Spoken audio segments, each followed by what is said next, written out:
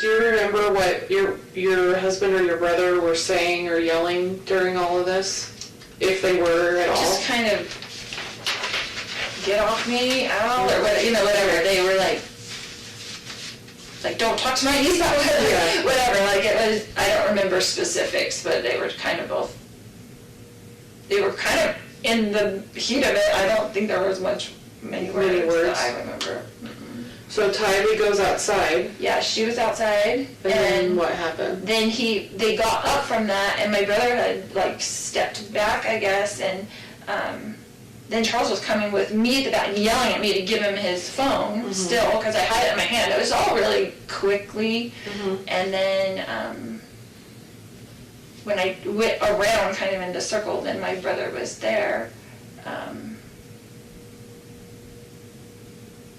When you said when you were going around and he was coming at you with the bat, how was he holding the bat? Just like that, backwards. In one arm. Like he was swinging it backwards? He would have done like he would have swung it backwards at me, not frontwards. Okay, yeah. He was a professional baseball player. Okay. So it wasn't a good idea for Tyler to get out of that. Probably not the. I mean, he played semi-pro. Yeah. And he was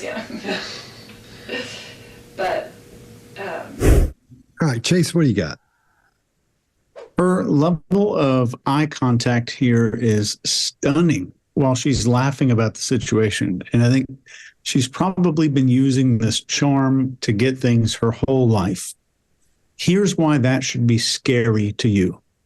We know that adult behavior is shaped by what made the person get what they wanted earlier in life and what behaviors they needed to avoid punishment or consequences as a kid. And she's smiling here because she's used this in the past, but she's unaware that it's an inappropriate emotion to display. So what kind of person would spend a long time mastering facial expressions and making people like them and also be completely unaware which emotions are socially appropriate? I'll let you be the judge. All the behavior you're seeing here might seem off. This is because you're seeing the signals of uncertainty, doubt, hesitation, and inward focus. Those four things are the things that we're seeing that might make you feel a little bit off. Uncertainty, doubt, hesitation, and inwardly focused internal dialogue, so to speak. Greg, what do you got? Yeah, let's run down just a couple of things. And I'm going to pitch this one off to Mark pretty quickly. But this woman's sitting there. Let's look at the teddy bear next to her and look at her now and look at how collapsed she's become. She's shrinking even more. She looks like the puppet next to her. Her arms are about to touch the floor. And somebody I know is going to talk about the grotesque plane, I have a feeling, as soon as we have this finished up. Her animation is gone. She's not talking. And I agree with you, Chase. She's like, oh, what do I say now? And where do I go? She's adapting to release nervous energy, even reaches up to an uncomfortable position to scratch. There's internal voice, as she describes, and she's now changed planes. And what I mean by changing planes, when people are going up here and remembering things, now she goes down to internal voice and emotion and internal voice and emotion. We, as interrogators, know that she's headed into a place that we can push her a little further, and especially using all this disparaging the victim to get her to break, to get her to confess. Her voice tone is different. Her cadence is different. Her blink rate increases, even with that hard eye contact.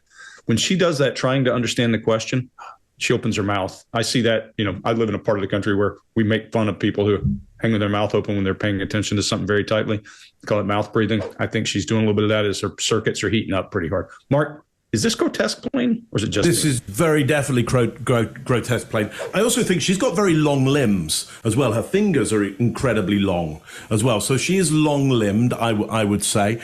But having said that, I rarely see anybody manage to get their hands so low as they're talking that she's actually pulling up on the cushion and adapting on the cushion. Now, what does it mean to be in the grotesque plane? Well, certainly it means that gravity is getting way the better of her. She isn't winning that fight against gravity. It's bringing her shoulders right in. She's concave here. She's minimizing. I mean, it's almost like some kind of chimp there, so she's almost dragging her knuckles on the ground. One last thing on this.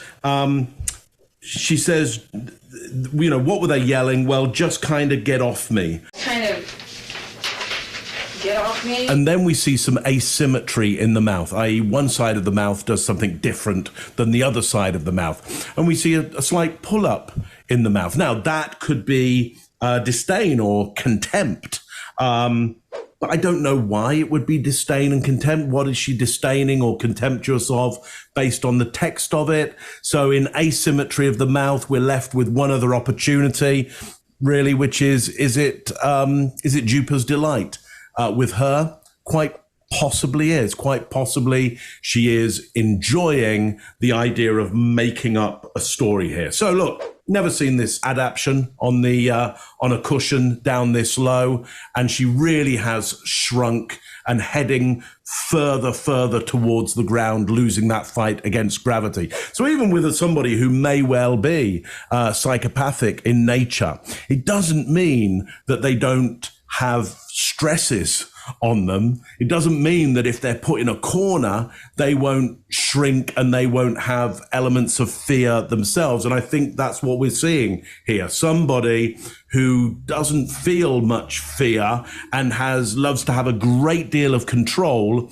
But this is one of those moments, even for her, where she's caught in a corner. Scott, what you got on this one?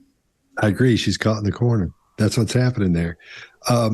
At the beginning, she's talking about how they were yelling, and she had all these, they were saying this and that. Kind of get off me. By the time she gets finished talking about it, she doesn't remember what they said. I don't remember specifics. She didn't really connect with what they said, as she explains to the interrogator, who's still doing a great job during this. And then again, like everybody's brought up so far, let's look at her posture. Man, she's so low, her hands are below that seat. You don't see that very often. You know, when someone's sitting there, I think it might be the first time I've seen it on any of the things we've done on this channel. The first time we've seen that, so that's really interesting. Again, we're hearing fading facts, more vocal fry. In the heat of it, I don't think there was many words that I remember. And way too much laughing when she shouldn't be laughing. Her emotions are not aren't fitting with the situation that's happening there. What's interesting, I thought, and I figured for sure when you guys would find this, her ego was hit on here. Did anybody see where that was? Where something hit her ego? No? Okay. When she talks about him being semi-pro. He was a professional baseball player. Okay. I mean, he played semi-pro. Yeah. He was, yeah. I think that bothered her. I think that embarrassed her because she grabs her arm, and that's the first big adapter we see on her. That's the biggest one we've seen so far. And I think when she says, he was semi-pro, she wanted him to be a pro. And I think that embarrassed her when she said that. Now that's going way out there, but I think they're so sensitive. The psychopaths are so sensitive. They're so narcissistic that's something that didn't make her look as good as she could possibly look. And I think it bothered her. Now keep in mind that when it comes to narcissism and psychopaths, a lot of people ask this question. All psychopaths are narcissists, but not all narcissists are psychopaths. So be sure you keep that in mind. They can get real close to it, and they'll seem just like them. That's why I can't diagnose for sure this is a psychopath, but my goodness, she sure looks like one. Sometimes it takes 6 months to a year to be able to really find out if someone is or not without all the MRI work, with all the brain fMRI work on the head. But that's one thing to keep in mind. So that's what I thought. I thought that it sort of hit her ego there when she had to say he was semi-pro. And that's why we're seeing that adapter on her hand there, on her forearm there. All right. We good? Mm-hmm. Yep. Excellent. All right, Mark, you had no competition in that whatsoever. Chase did a lean out good. towards the trophy cabinet at the back. Trying to find a charger. That's how confident he is. The eyewitness is you.